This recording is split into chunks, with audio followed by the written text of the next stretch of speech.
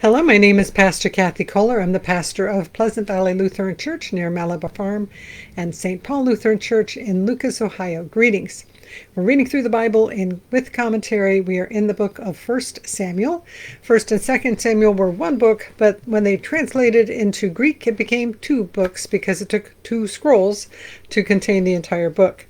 We've been reading about how King Saul was anointed by Samuel, and King Saul was a disappointment. So Samuel, anointed by God's direction, anointed David. But at this point, David is not yet king. King Saul is still king. And King Saul has had Doeg the Edomite kill all of the priests except for the one that escaped and went to be with David. And that matters today when we read that Saul basically has no priest to go and ask things of. But we're going to start with chapter 27 with David. So David twice now has had the ability to kill Saul and not killed King Saul because he is the Lord's anointed. So he basically says, I'm going to leave and go to another country. Chapter 27, David said in his heart, I shall now perish one day by the hand of Saul. There is nothing better for me than to escape to the land of the Philistines. Then Saul will despair of seeking me any longer within the borders of Israel, and I shall escape out of his hand. So David set out and went over, he and the 600 men who were with him, to King Achish, son of Maach of Gath. David stayed with Achish at Gath, he and his troops, every man with his household, and David with his 2 wives, Ahinoam of Jezreel and Abigail of Carmel, Nabal's widow. When Saul was told that David had fled to Gath, he no longer sought for him. So David and his 600 followers and their households, so if even half of them are married, we're talking well over 1,000 people that are all traveling together. He's got 2 wives, and surely some of these men also have wives, since it says, and their households. Then David said to Achish, If I have found favor in your sight, let a place be given me in one of the country towns, so that I may live there. For why should your servant live in the royal city with you? So that day Achish gave him Ziklag. Therefore Ziklag has belonged to the kings of Judah to this day. The length of time that David lived in the country of the Philistines was 1 year and 4 months. So it's this interesting relationship, because earlier David would go and kill 100 Philistines to get the bride price for Michal, or would be in battles with the Philistines. But right now he's like working with King Achish and saying, okay, well, I can't be in Israel, then I'm going to be with the Philistines. And the Philistines must think, well, we're going to protect him, and he's now our friend, so he won't be attacking us. Verse 8, Now David and his men went up and made raids on the Geshurites, the Girzites, and the Amalekites, for these were in the landed settlements from Telam on the way to Shur on to the land of Egypt. David struck the land, leaving neither man nor woman alive, but took away the sheep, the oxen, the donkeys, the camels, and the clothing, and came back to Achish. So kind of making raids, kind of like the Vikings used to make raids, and lots of other people have made incursions, and they go and they take all the goodies and they leave all the people dead. When Achish asked, Against whom have you made a raid today? David would say, Against the Negeb of Judah, or against the Negeb of the Jerahmeelites, or against the Negeb of the Kenites. David left neither man nor woman alive to be brought back to Gath, thinking they might tell about us and say David has done so and so. Such was his practice all the time he lived in the country of the Philistines. Achish trusted David, thinking, He has made himself utterly abhorrent to his people Israel, therefore he shall always be my servant. So he thinks he's attacking people that are either Israelites or friends of the Israelites, so they're all going to hate David, so he's going to be faithful and stay with the people in Gath in the Philistines. Chapter 28. In those days the Philistines gathered their forces for war to fight against Israel. Achish said to David, You know, of course, that you and your men are to go out with me in the army.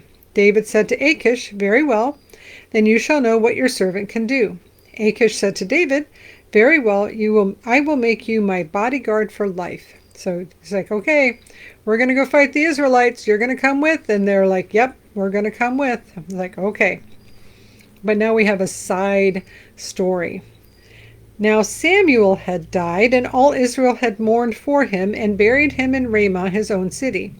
Saul had expelled the mediums and the wizards from the land, because it says when we read in Leviticus and Deuteronomy that you shouldn't have any witchcraft or mediums.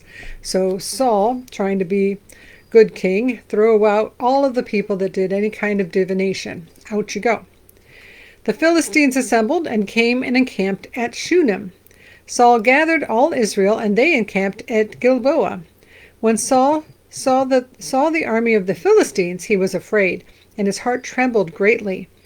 When Saul inquired of the Lord did not answer him, not by dreams, or by Urim, or by prophets. So he's gotten rid of all of the priests, and so he's trying to go ask God by himself, and it's not working.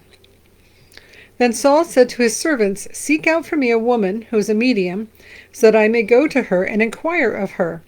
His servants said to him, "There is a medium at Endor."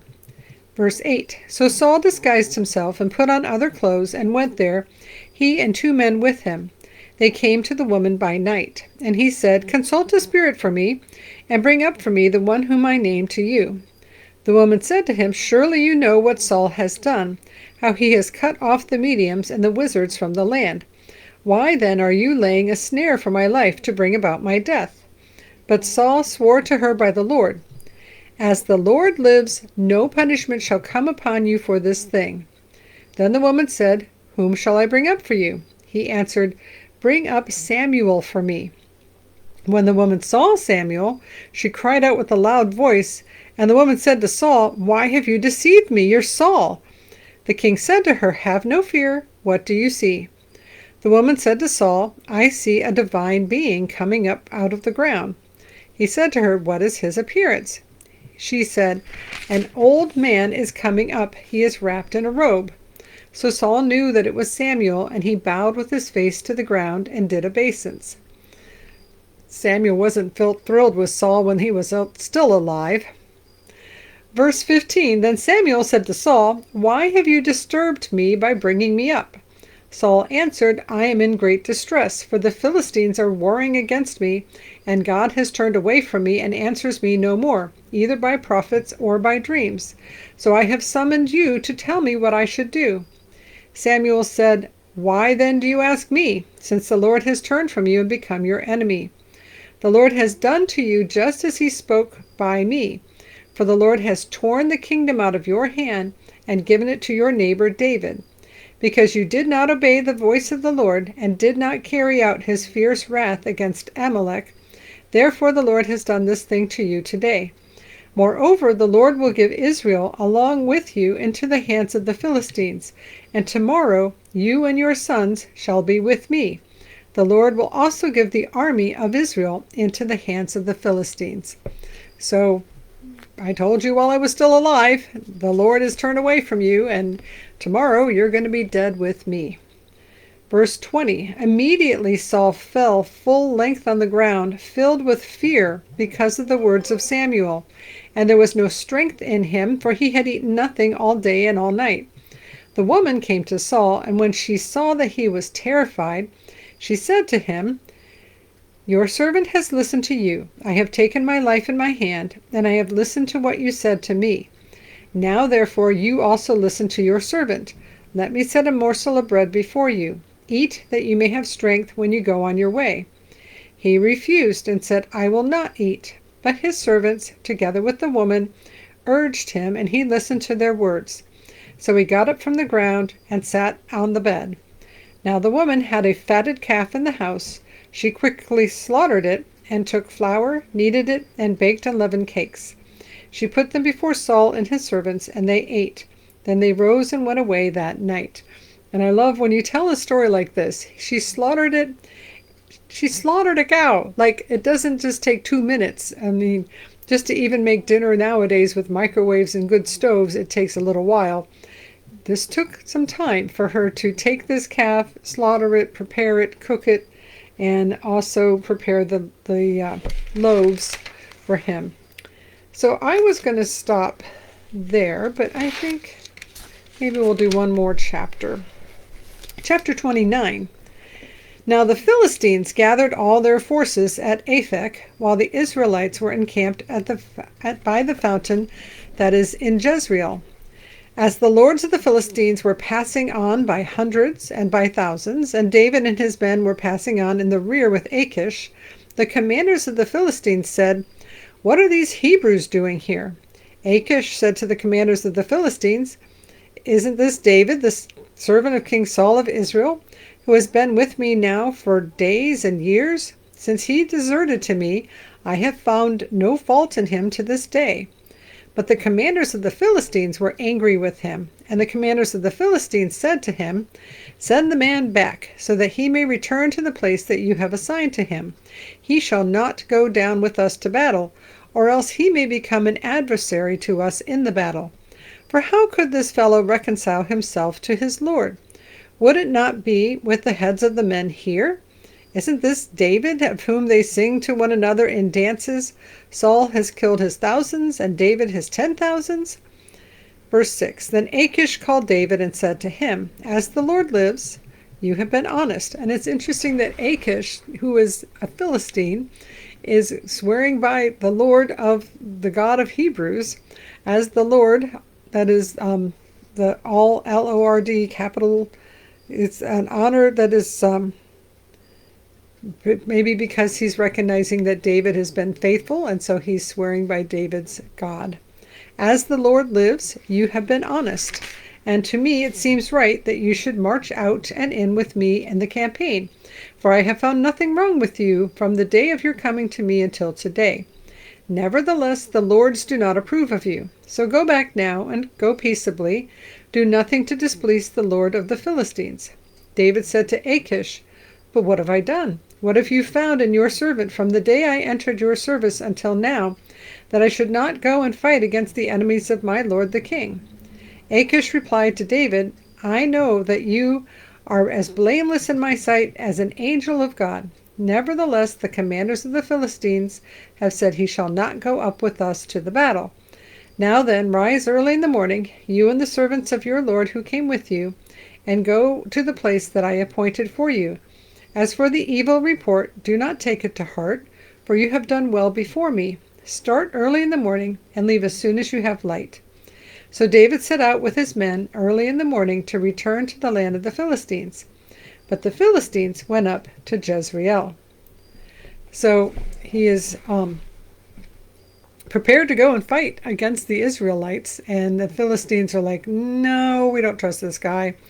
In the middle of the battle, he's probably going to switch sides and be attacking us. So nope, this is not going to happen." So he is heading back home to Ziklag, and we will hear in our next session what happens there. I'm like, do we have time for that today? There's only 2 more chapters in the book of 1 Samuel, which seems like an awful lot to cover. For chapter 30. Now when David and his men came to Ziklag on the 3rd day, the Amalekites had made a raid on the Negev and on Ziklag. They had attacked Ziklag, burned it down, and taken captive the women and all who were in it, both small and great. They killed none of them, but carried them off and went their way. When David and his men came to the city, they found it burned down, and their wives and sons and daughters taken captive. So they've been gone for 3 days to go fight the Israelites. They've been sent back, and they find their town burned down and all of their people taken. Then David and the people who were with him raised their voices and wept until they had no more strength to weep. David's 2 wives also had been taken captive, Ahinoam of Jezreel and Abigail the widow of Nabal of Carmel. David was in great danger, for the people spoke of stoning him, because all the people were bitter in spirit for their sons and daughters. But David strengthened himself in the Lord his God. Verse 7. David said to the priest Abiathar, son of Ahimelech, "Bring me the ephod." So Abiathar brought the ephod to David. David inquired of the Lord, "Shall I pursue this band? Shall I overtake them?" He answered him, "Pursue, for you shall surely overtake, and shall surely rescue." So David set out, he and the 600 men who were with him. They came to the Wadi Besor, where those strayed who were left behind. But